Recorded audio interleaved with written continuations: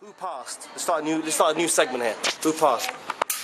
On one of your beats, an artist who passed on one of your beats, but then it was passed on to another artist who made it into a hit record. Has it ever happened to you guys? Can you think of it? Can you speak on one record? I can tell you about a bunch of records. Go in.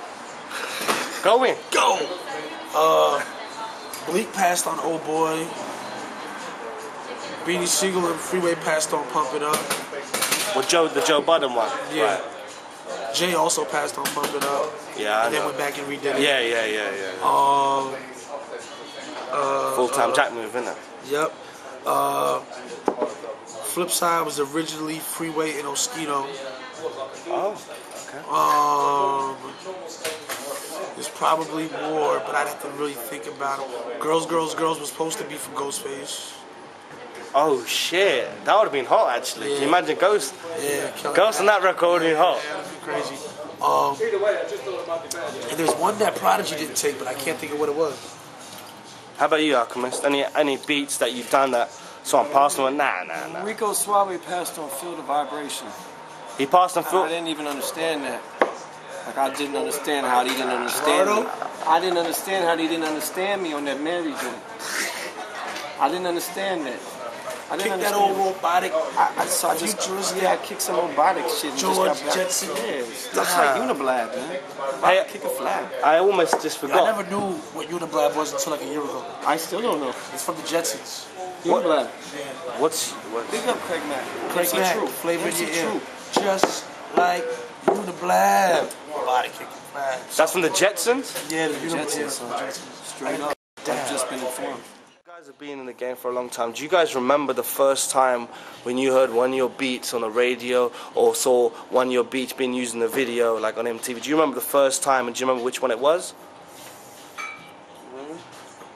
Would it First. I would assume just to my knowledge. Radio or video?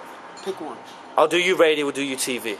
So Alchemist on radio. I would think something Mob Deep, like. No, you know what it was, man? I gotta give a shout out to Stretch Bobbito, because that was the first. And the Baker Boys in the West Coast and the Wake Up Show. Right. Those guys, that was like the first early 12-inch, hearing you join on the radio and calling everybody, yo, it's on the radio. And a lot of people don't know the compressors, like on radio, is like it just makes like you could like take a rough mix and play it on the radio and it sounds lovely. Really? It's just it's like amazing compression they do. So it always, people go, I heard my song on the radio and it just sounded better. Yeah. Well, there's a reason for it. Yeah. How about yourself on TV? TV, probably this record I did with Mase, this real silly video where they were shooting each other out of cannons, like at a circus. Sorry, say that again? They were shooting each other out of cannons at a circus. Wow. And they ran in the room like, yo, I think your video's on TV. And I was like, word. And I went and turned the TV on, and they were shooting each other out of cannons at a circus. But it was my first record that I had ever did, Okay. And it I was real fortunate. My first time out wasn't necessarily one of my trademark type of records. I kind of did it just to get my foot in the door. Right. But it sold 500,000, and I got to watch humans get shot out of cannons. That's what I'm talking about. Yeah, shooting out of cannons. Live action. Yeah, it's not just rap. It's like Chuck Norris rap. Come with cannons and shit, man. What do you think this is? Right, because we've got a short time, I want to ask you something. Just now, you both have worked with Eminem, and you've worked with Jay-Z too, right? Arguably two of the greatest ever. Being in the studio with them, work with them on records. How different does it in terms of studio time? How different are they? In terms of what? Because I know M likes to mix his own records sometimes, and well, they're both aliens. Both aliens.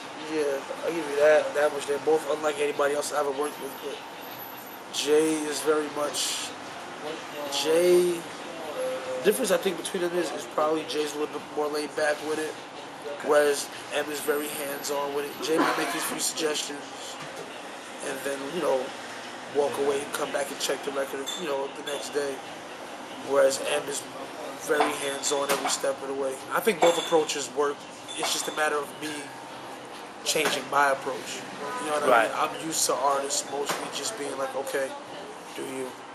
You know, whereas opposed to him, he's sitting there watching, every move you make, and adding his 2 cents in along the way. Not necessarily watching every move you make, but he's definitely adding his 2 cents in every step of the way. Yeah. You know, because he's very much a collaborator. Sure. You know what I mean? So, Sure. Was that intimidating a little? Was cool for you? yeah, it's fine.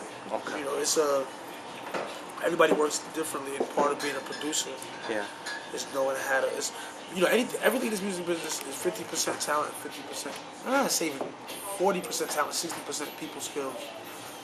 You know, so it's just a matter of knowing how to dip in and out of different way, the way different people work.